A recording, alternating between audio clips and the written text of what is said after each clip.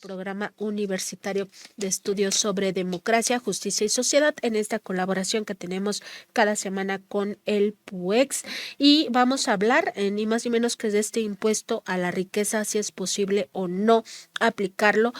Para ello se encuentra ya en videollamada y nos da mucho gusto recibir al doctor Adrián Escamilla. Él es secretario académico del Programa Universitario de Estudios sobre Democracia, Justicia y Sociedad de la Universidad Nacional Autónoma de México, investigador titular A de tiempo completo de este PUEX. También decir que es doctor en Economía por la Universidad Nacional Autónoma de México, profesor y tutor de la Facultad de Economía también de nuestra máxima casa de estudios desde 2009. Está adscrito a esta área de historia académica y desarrollo. Además es postdoctor en el área de macroeconomía dinámica y cambio estructural por la Universidad Autónoma Metropolitana Campus Xochimilco, miembro del Sistema Nacional de Investigadores del CONACYT.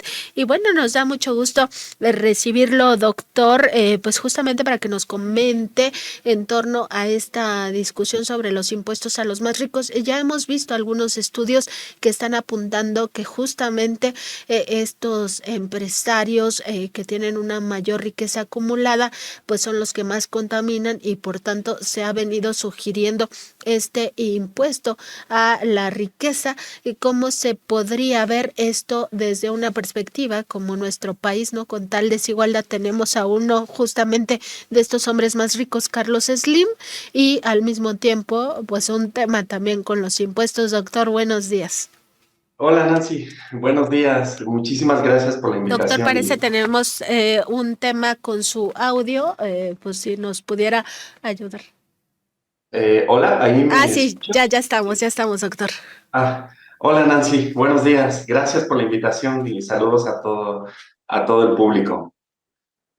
Justo, doctor, pues esto, en México tenemos a uno de los personajes o de los empresarios más ricos del mundo, y ahora está pues como con mayor vigencia esta necesidad quizá de gravar la riqueza, de aplicarles un impuesto y que pues cooperen, ¿no? En esta brecha de desigualdad, pues a cerrarla.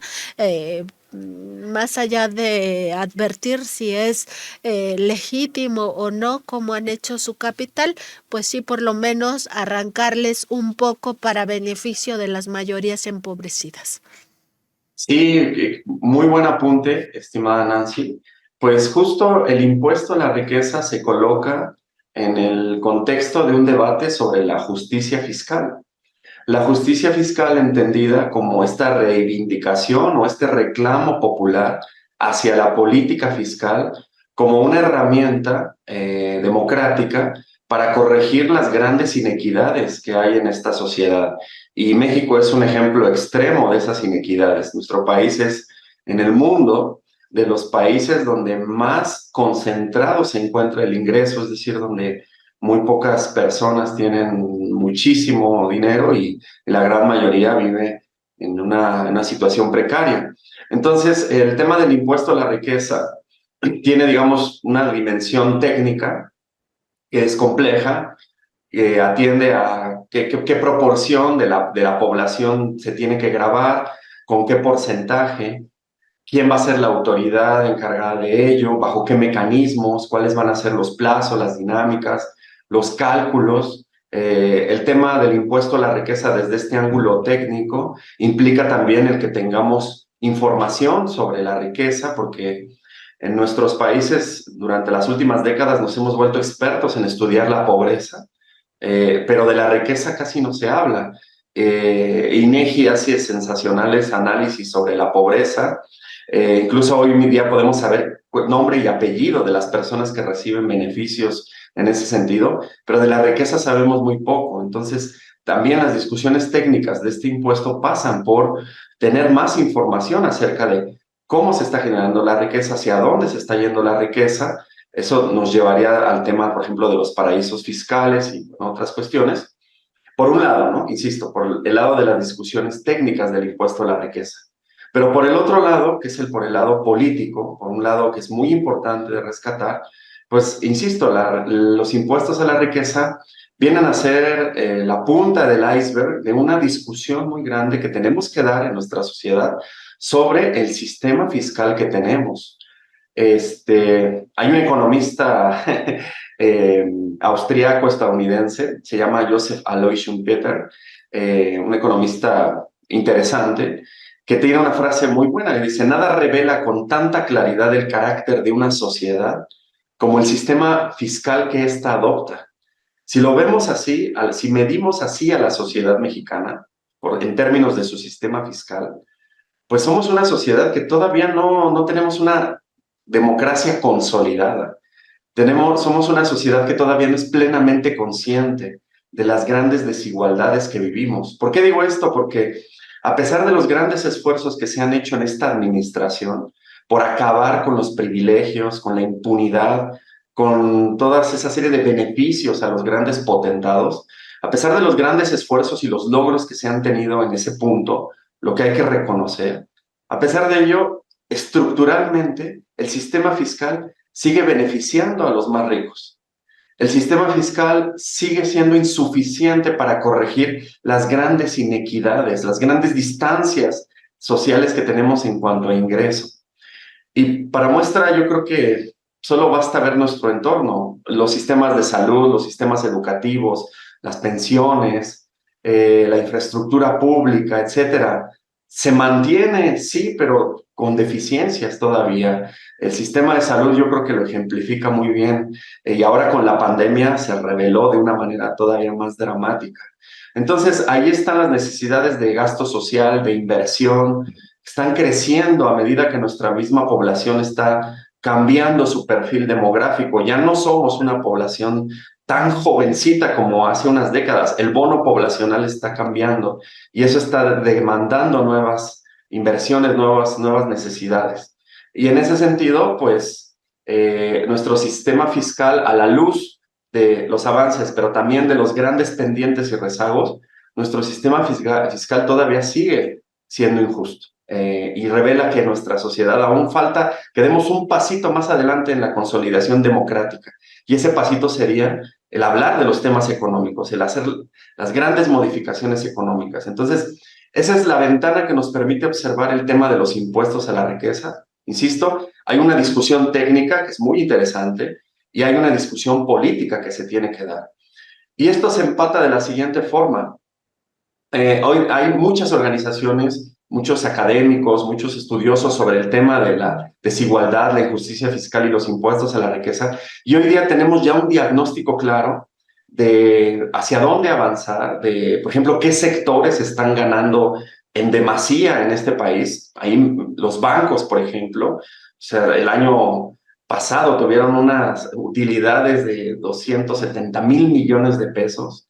Y gran parte de esas utilidades son por las comisiones que nos cobran cuando retiramos dinero de un banco que no es el nuestro, por ejemplo, bueno, donde tenemos nuestros depósitos. Bueno, tenemos ubicados a los sectores, tenemos ubicados a los personajes, incluso hay historias de estos personajes, de cómo gran parte de su fortuna la han acumulado con negocios a costillas del Estado. Entonces, ahí tenemos un gran esfuerzo, ya hay muchos avances, hay diagnósticos, hay propuestas, etcétera, pero esto se topa con la voluntad política. Nada de esto puede avanzar si no hay la voluntad política para poner este tipo de gravámenes, para hablar a los cuatro vientos de la justicia fiscal, porque la injusticia fiscal, que es el reverso de la justicia fiscal, es asesina también, es causante de esas malas condiciones en los hospitales, de esas malas condiciones en la salud, de que haya personas que no alcancen una beca, no alcancen un ingreso solidario. La injusticia fiscal es causante de eso, entonces también tiene consecuencias criminales y de eso tendríamos que estar hablando a los cuatro vientos. Pero si no hay voluntad política para ello, el tema, pues ahí va a estar como si fuera un tema técnico, un tema complicado, un tema que solo los expertos pueden tocar cuando no es así, estimada Nancy. Doctor, pues qué interesante sobre todo esto que nos dice de las consecuencias criminales y por supuesto entender que pues todo esto se junta con la desigualdad y esta última parte también de hacernos creer que todo lo político, que todo lo económico está muy alejado de nosotros, que no lo vamos a comprender porque no tenemos estos conocimientos y por tanto no tenemos que meternos. Ya es hora de que se rompa pues este patrón de digamos ideológico o de guerra ideológica, donde tratan de decirnos que eso es algo que no nos importa a la mayoría de la población que no somos economistas y que queda claro que no es así. Justo el trabajo del programa universitario pues está apelando a que la gente pues se acerque a estos temas. Hoy tienen una importante conferencia magistral, doctor, donde se va a hablar este tema, la imparte Adrián Falco, y sobre todo que se va a hablar o a dialogar o a reflexionar en torno a la justicia fiscal en la región, pero también el llamado fraude tributario, su impacto directo en la educación pública, que nos haga la invitación, pero también que nos comparta una breve reflexión en torno a lo que se podrá tener este miércoles 22 en esta conferencia a las 5 de la tarde. Sí, muchas gracias por este espacio para difundir nuestras actividades.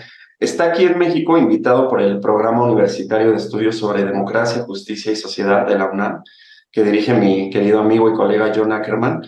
El Adrián Falco, él es el copresidente de la Red Latinoamericana por Justicia Económica y Social, Latindad, que es una red que viene trabajando desde hace 2 décadas en temas de justicia social y justicia económica, una red que aglutina diversos esfuerzos de organizaciones sociales y académicos en toda América Latina y que tiene un panorama amplio, integral sobre este tema y específicamente sobre los diferentes mecanismos de evasión y elusión fiscal que efectivamente los podemos englobar con el término fraude, el fraude tributario, lo que hacen los grandes capitales, los hombres más ricos de este planeta para no pagar sus impuestos como corresponde en América Latina.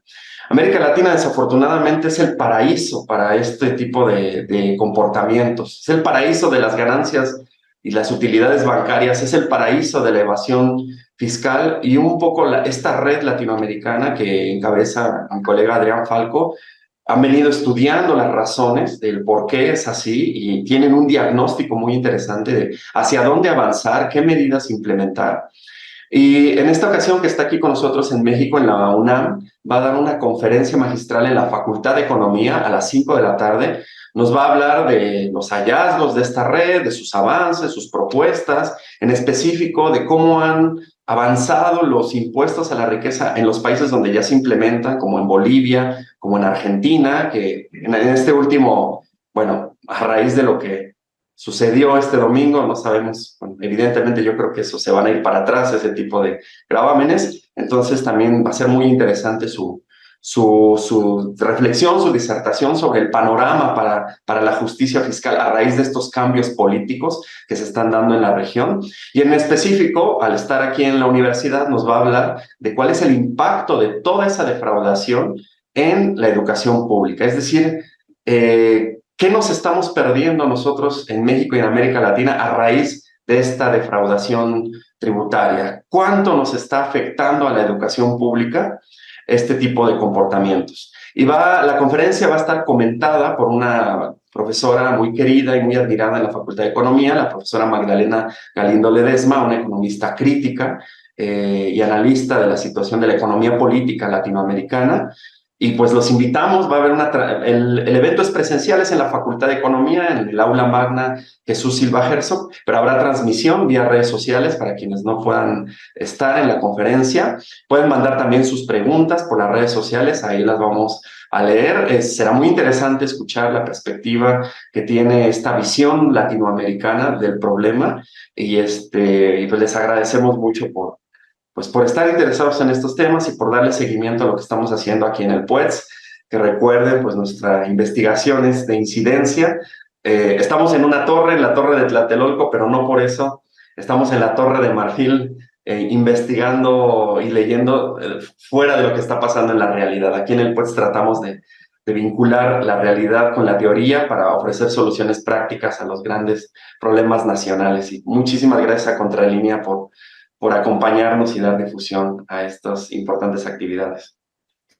No, hombre, doctor, gracias a ustedes también por este acercamiento, donde nos facilitan el conocimiento, porque al final todos tenemos que involucrarnos y como decía, en el tema particularmente de la desigualdad, pues vivimos las consecuencias, estas consecuencias criminales de la evasión, de la ilusión fiscal, de cómo estos grandes capitales pues estaban acostumbrados a hacer lo que querían en nuestro país, venir a saquear, por ejemplo, todo el tema minero, que sería muy interesante también que se abordara, ¿no? Cómo no pagaban ni siquiera impuestos, los impuestos que pagan ahora también son ridículos para la riqueza que extraen, el daño que causan muerte, eso ya está demostrado, y al final, pues nos dicen, ustedes no pueden pensar sobre estos temas porque están muy elevados para su nivel intelectual, y entonces déjenselo a los expertos, y los expertos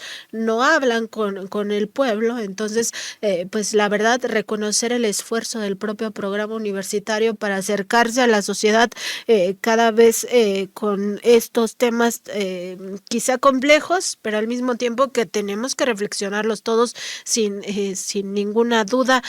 Doctor, ya por último, nada más preguntarle, ¿México necesitaría repensar entonces su sistema tributario o pensar en nuevos impuestos hacia el próximo sexenio? Sí, sí, lo tiene que hacer.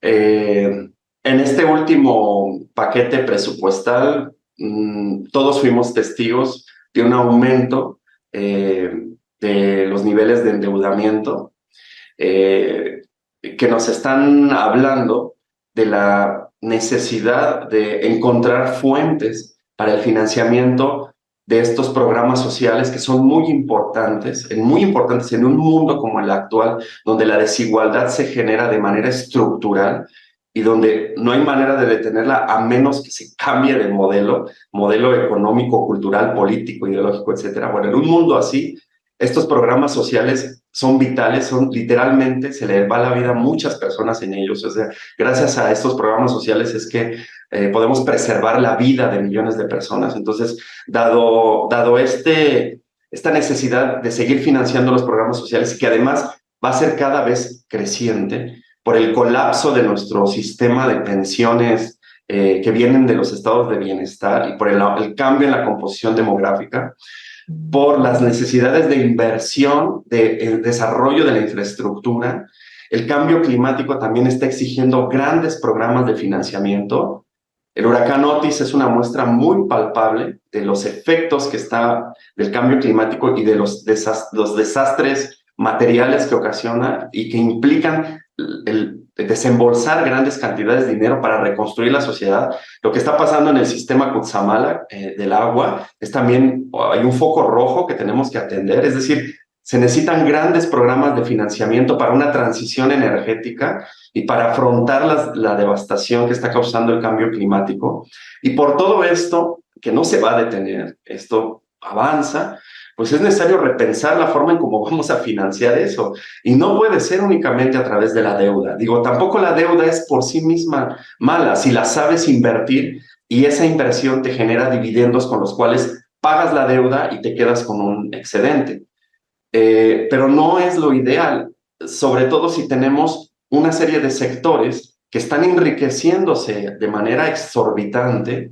A pesar de la pandemia, los bancos, grandes fortunas, las compañías mineras y muchos otros sectores han estado acumulando cantidades estratosféricas de riqueza. Si tenemos esos sectores a los cuales un impuesto progresivo, ya sea modificar un poco las reglas del IVA, probablemente, digo aquí ya no quiero profundizar por el tiempo, pero probablemente no, un impuesto a la riqueza en estos momentos sea complicado, pero una discusión sobre el carácter progresivo del ICR, quise decir del ICR ese momento, el carácter progresivo del ICR, una medida extraordinaria sobre fortunas que excedan, no sé, los 1,000 millones de pesos. Es decir, podríamos pensar en alternativas. Lo importante es eso, poner la discusión, porque sí es necesario que hablemos de esto. El siguiente piso de la transformación, como han mencionado algunos interlocutores políticos, no puede darse bajo las mismas condiciones financieras. Ya llegamos a un tope. La austeridad ya hizo lo suyo, ya mostró que los gobiernos pueden gastar eficientemente. Eso era un paso importante para una reforma fiscal, mostrar que el dinero que tributamos se gasta de manera correcta y no se gasta en cosas, en corrupción o en otras vanidades que nos tenían acostumbrados los políticos anteriormente. Pero la austeridad fiscal ya llegó a un límite. Estas necesidades que acabo de mencionar son crecientes. Entonces, pues es inevitable que tengamos que poner en la mesa como uno de los grandes pendientes para que esta transformación de todos los niveles que se ha dicho existe avance. Es necesario tener esta discusión. Me parece que una de los grandes pendientes que tenemos como sociedad mexicana, como democracia, para consolidarnos en lo que ya a todas luces es un siglo XXI bastante complicado. Doctor, pues sin duda estas reflexiones también nos llevarán a seguir con este tema y por supuesto le agradecemos mucho su presencia aquí. Esperamos que nuestra audiencia pueda asistir físicamente allá a la Facultad de Economía y si no, pues que se conecten a través de las redes del programa universitario. Le agradecemos mucho, doctor, que pase muy buena tarde. Gracias a ustedes, Nancy. Un saludo para ti, para Sosimo y para toda la audiencia.